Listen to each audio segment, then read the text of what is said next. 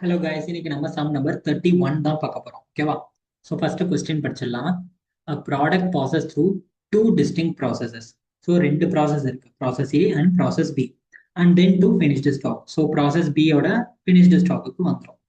The output of process A passes direct to process B. So A ஓட output process B ல இன்புட்டா வரும், and then B passes to finished stock. So B ல இருந்து finished stock அக்கௌண்ட்டுக்கு போயிடும். From the following information, you are required to prepare process accounts. Okay. So first one the process A, next one the process B. So first பாத்தீங்கன்னா நமக்கு வந்து materials consumed கொடுத்திருக்காங்க 12,000, direct labor 14,000, manufacturing expenses 4,000, input in process A units. So unitsல வந்துட்டு input வந்து 10,000 கொடுத்திருக்காங்க. Input in process A value. So அந்த 10,000 கான value வந்து பாத்தீங்கன்னா 10,000 சொல்லியிருக்காங்க. Then output வந்து கொடுத்திருக்காங்க 9,400. Normal wastage வந்துட்டு 5%. ஸோ நம்ம இன்புட் வந்து 10,000 கொடுக்குறோம்ல, அதுல 5% வந்து நார்மல் வேஸ்டேஜ் சொல்லியிருக்காங்க. And the value of normal wastage per 100 units அப்படின்னு சொல்லியிருக்காங்க 8 rupees. அதாவது 100 யூனிட்ஸ்க்கு வந்து 8 rupeesன்னு சொல்றாங்க. ஓகேவா? நமக்கு வந்து 5%க்கு எவ்வளோன்றது நான் உங்களுக்கு சம் போடும்போது டீட்டெயில்டா சொல்றேன். ஓகேவா? No opening or closing stock held in the process. Okay. So first வந்து நம்ம ப்ராசஸ் ஏ அக்கௌண்ட் வந்து போட போறோம். கரெக்டா? ஃபர்ஸ்ட் வந்து ப்ராசஸ் ஏ அக்கௌண்ட்.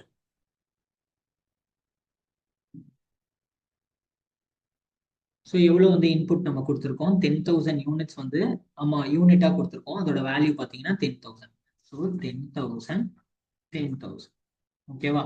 தென் மெட்டீரியல்ஸ் கன்சியூம்டு வந்து 12,000, டைரக்ட் லேபர் 14,000. தென் நமக்கு மேனுஃபேக்சரிங் எக்ஸ்பென்சஸ் 4,000. ஓகேவா? ஸோ நம்ம எக்ஸ்பென்ஸ் எல்லாத்தையுமே ரெக்கார்ட் பண்ணியாச்சு. இப்போ நெக்ஸ்ட் வந்து நம்ம நார்மல் லாஸ். நார்மல் லாஸ் வந்து நமக்கு நார்மல் வேஸ்டேஜ் எவ்வளோ கொடுத்துருவாங்க? 5%. ஸோ 10,000ல 5% வந்து வேஸ்டேஜ் ஆயிருக்கு 500. ஓகேவா? இப்போ இதுக்கு வேல்யூ கண்டுபிடிக்கணும். ஸோ அவங்க என்ன சொல்றாங்கன்னா 100 யூனிட்ஸ் 100 யூனிட்ஸ்க்கு 8 rupeesன்னு சொல்றாங்க. நம்ம கிட்ட எவ்வளோ லாஸ் ஆயிருக்கு? 500 யூனிட்ஸ் வந்து லாஸ் ஆயிருக்கு. அப்போ எப்படி கண்டுபிடிக்கணும்னா 500 divided by 100 multiplied by 8. ஓகேவா? பண்ணோம்னா நமக்கு 40 வரும். ஓகேவா? 500 divided by 100 into 8 is 40. So இப்படிதான் நம்ம வந்து அமௌண்ட் கண்டுபிடிக்கணும். ஏன்னா 100 யூனிட்டுக்கு வந்து 8 rupeesன்னு சொல்லியிருக்கான். அப்போ 500 யூனிட்ஸ்க்கு எவ்வளோ அப்படின்னு நம்ம கிராஸ் மல்டிப்ளை பண்ணாலே தெரிஞ்சிடும். எப்படி கண்டுபிடிக்கணும்னா இப்படி கூட கிராஸ் மல்டிப்ளை பண்ணலாம். 100 யூனிட்ஸ்க்கு வந்து 8ன்னு சொல்லிட்டான். அப்போ 500 யூனிட்ஸ்க்கு வந்து எவ்வளோ அப்படின்னு நம்ம கண்டுபிடிக்கணும். So just cross multiply. So 8 into 500 8 into 500 divided by 100 பண்ணோம்னா நமக்கு வந்து 40 வரும். ஓகேவா? ஸோ இந்த மாதிரி நம்ம வந்து கண்டுபிடிக்கலாம்.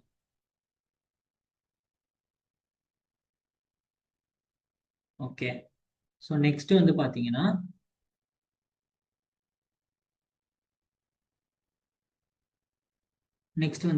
நமக்கு வந்து ஃபினிஷ்டு குட்ஸ் வந்து எவ்வளோ சொல்லியிருக்காங்க? நமக்கு அவுட்புட் வந்து 9,400ன்னு சொல்லியிருக்காங்க. கரெக்டா?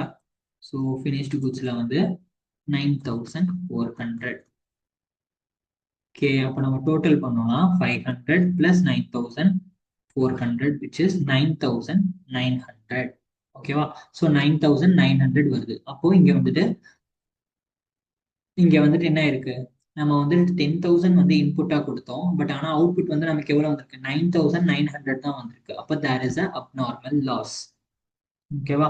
So 10,000 minus 500 minus 9,400 which is 100. So 100 வந்து நமக்கு அப்நார்மல் லாஸ் ஆயிருக்கு. கரெக்டா? ஸோ இப்போ நமக்கு டேலி ஆயிடுச்சு. 10,000 10,000 டேலி ஆயிடுச்சு. இப்போ இந்த அப்நார்மல் லாஸ்க்கான அமௌண்ட் எவ்வளோ அப்படின்றத நம்ம கண்டுபிடிக்கணும். ஓகேவா? நான் இங்கே சைடில் வந்துட்டு ஒர்க்கிங் நோட் போடுறேன்.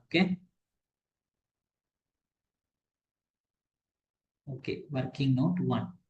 ஸோ டோட்டல் காஸ்ட் வந்து பார்த்தீங்கன்னா நமக்கு வந்து 40,000. 40,000 அதில் நமக்கு ஸ்கிராப் வேல்யூ எவ்வளோ வந்திருக்கு? 40 minus 40 divided by. ஸோ நமக்கு வந்து எவ்வளோ இன்புட் கொடுத்தோம்? 10,000 வந்து நம்ம இன்புட் கொடுத்தோம். 10,000 minus எவ்வளோ நமக்கு வந்து நார்மல் லாஸ் ஆயிருக்கு? 500 வந்து நார்மல் லாஸ் ஆயிருக்கு. நம்ம வந்து செக் பண்ணணும். 40,000 மைனஸ் 40 வந்து எவ்வளோ? 40,000 minus 40 is 39,960. 39,960 divided by 10,000 minus 500 is 9,500. So 39,960 divided by 9,500 plus 2, 4.20 or 4.21. Okay, so ஒரு யூனிட்டுக்கு வந்து 4.21 சொல்லிட்டாங்க.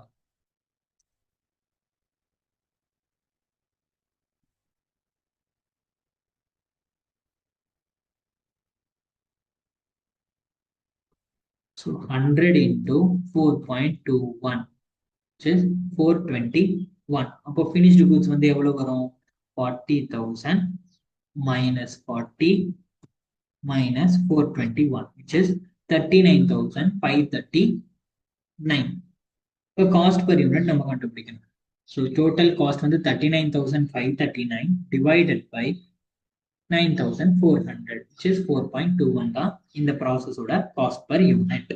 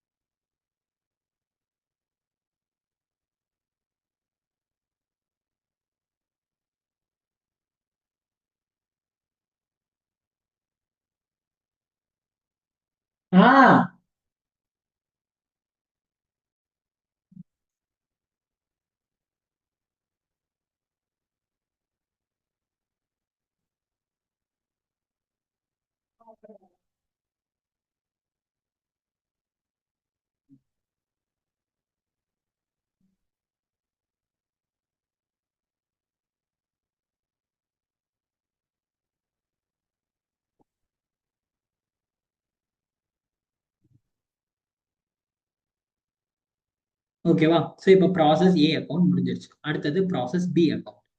ஸோ ப்ராசஸ் பி அக்கௌண்ட்டுக்கு பிக்கான டீடைல்ஸ் எல்லாத்தையுமே பார்க்கலாம். ஸோ வந்துட்டு ஏக்கு வந்து எவ்வளோ இன்புட்டாக வருது?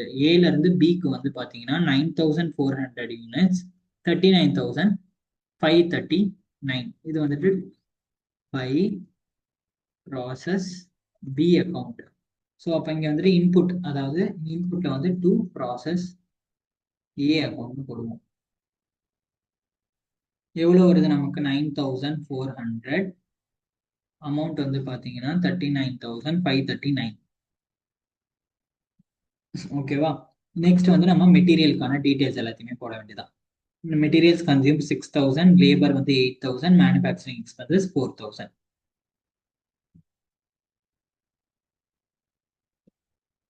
6,000, 8,000, 4,000. ஓகேவா? ஸோ டோட்டல் காஸ்ட் வந்து பார்த்தீங்கன்னா 57,539. இங்கே வந்து 9,400 யூனிட்ஸ். இப்போ நம்ம நார்மல் லாஸ் கண்டுபிடிக்கணும். நார்மல் லாஸ் வந்து எவ்வளோ கொடுத்துருந்தாங்க? 10% கொடுத்துருக்காங்க. ப்ராசஸ் பிக்கு வந்து நார்மல் லாஸ் வந்து 10%, அவுட்புட் வந்து 8,300 சொல்லியிருக்காங்க. ஓகேவா? ஸோ நார்மல் லாஸ் வந்து 9,400ல 10%, தென் அவுட்புட் வந்து 8,300 சொல்லியிருக்காங்க. நார்மல் லாஸ்க்கான அமௌண்ட் இங்கே பார்த்தீங்கன்னா நார்மல் லாஸ்க்கான அமௌண்ட் எவ்வளோ கொடுத்துருக்காங்க பாருங்க. நார்மல் லாஸ்க்கான அமௌண்ட் வந்து 10 rupees கொடுத்துருக்காங்க. பர் 100க்கு வந்துட்டு, அதாவது போன ப்ராசஸ்ல வந்து 8 சொன்னாங்க இல்லையா? பர் 100 யூனிட்ஸ்க்கு வந்து 8 rupeesன்னு சொன்னாங்களே, இங்க வந்து 100 யூனிட்ஸ்க்கு 10 rupeesன்னு சொல்லியிருக்காங்க. ஓகேவா? ஸோ அப்போ நமக்கு வந்து எத்தனை யூனிட்ஸ் வந்து நார்மல் லாஸ் ஆயிருக்கு? நார்மல் லாஸ் பார்த்தீங்கன்னா 940 யூனிட்ஸ் வந்து நார்மல் லாஸ் ஆயிருக்கு. கரெக்டா? அப்போ எப்படி நம்ம போடணும்? 940 divided by 100 into 10, which is 94. ஓகேவா? ஸோ நார்மல் லாஸ் வந்து நமக்கு 94 யூனிட்ஸ். ஓகே, ஸோ இப்போ நம்ம வந்துட்டு டோட்டல் பண்ணி பார்க்கணும். 8,300 பிளஸ் 940 எவ்வளோ வருது? 9,240 தான் வருது. ஓகேவா? ஸோ இந்த பக்கம் ஹையரா இருக்கு 9400 தான் ஹையரா இருக்கு. ஸோ ஹையர் சைடை வந்து ரெண்டு பக்கமும் போட்டுருவோம். 9400 57,539. இப்போ இங்க அப்நார்மல் லாஸ் கரெக்டா, ஏன்னா இது வந்து கிரெடிட் சைட்ல வருது. ஸோ 9400 நம்ம இன்புட்டா கொடுத்தோம், அதுல வந்துட்டு 8300 வந்து அவுட்புட்டா வந்திருக்கு. 940 வந்து நார்மல் லாஸ் ஆயிடுச்சு. ரிமைனிங் இருக்க 160 வந்து அப்நார்மல் லாஸ். ஓகேவா? ஸோ இப்போ இந்த அப்நார்மல் லாஸ்க்கான அமௌண்ட் வந்து நம்ம கண்டுபிடிக்க போறோம். Working note 2. So total cost வந்து பார்த்தீங்கன்னா 57,539. ஸோ 57,539 மைனஸ் எவ்வளோ நமக்கு வந்து நார்மல் லாஸ் 94. 94 வந்து ஸ்கிராப் வேல்யூ நம்ம ரெக்கவர் பண்ணது, டிவைடட் பை டோட்டலாக நம்ம இன்புட் எவ்வளோ கொடுத்தோம், 9400 கொடுத்தோம். 9400 ப்ராசஸ் பிக்கு. அவுட்புட் ஐ மீன் எவ்வளோ வந்து நார்மல் லாஸ் ஆச்சு, 940 வந்து நார்மல் லாஸ் ஆயிடுச்சு. 940 நார்மல் லாஸ். ஸோ இப்போ நம்ம வந்துட்டு எவ்வளோ அமௌண்ட்டுன்னு கேல்குலேட் பண்ணணும். 57,539 மைனஸ் 94 பண்ணோம்னா 57,445 divided by 9,400 minus 940, which is 8,000, sorry, 8,460. ஓகேவா? 57,445 divided by 8,460 பண்ணோம்னா நமக்கு வந்து 6.79 வருது. ஸோ நம்ம வந்து இதை 6.80ன்னு ரவுண்ட் ஆஃப் பண்ணிக்கலாம். ஓகே,